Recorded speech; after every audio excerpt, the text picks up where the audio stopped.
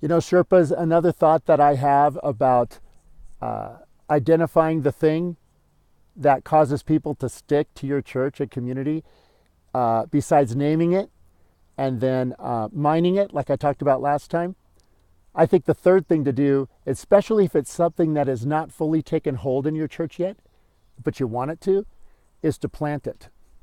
You know, one of the things that I love about coming to the mountains too, in addition to water and pine needles, like I've talked about before, is having a fire. Creating a fire where there wasn't one, and a place where you can create that warmth that would not have existed had you not built it, I think is a real key thing that draws me back to the mountains, to camping and the outdoors.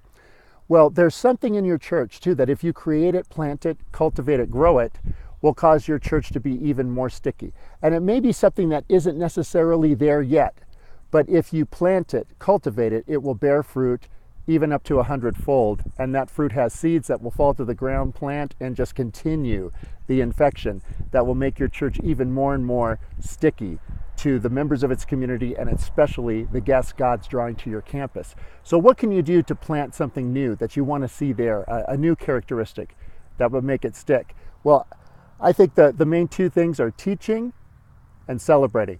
You just got to teach it. Wherever you find it in a narrative in the Old Testament or in the Gospels or in the book of Acts, just tell those stories, build series around it, do it in small group curriculum.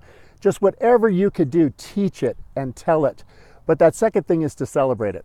You've just got to find a way to celebrate stories like Brian, a new guest from a few months ago who was experiencing some really tough consequences from the decisions he's made that brought him back to God.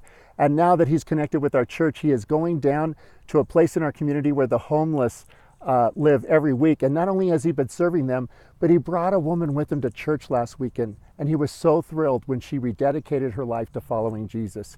And our community is surrounding her. And because of that stickiness of compassion that we have, we not only name that and we not only mine it because it exists in our church, but we cultivate it by teaching on it and telling stories and celebrating it when it happens. I know that our church has given away over $25 million in its 55 years as a church, but over half of that 25 million was given in the last 5 years. Why? Because we got strategic about the celebrating and the telling. You can do that too. And when you do, I'm going to tell you, your church will become the most attractive and sticky place for guests that you can imagine. That's my thought for today, Sherpas. Catch you on the climb.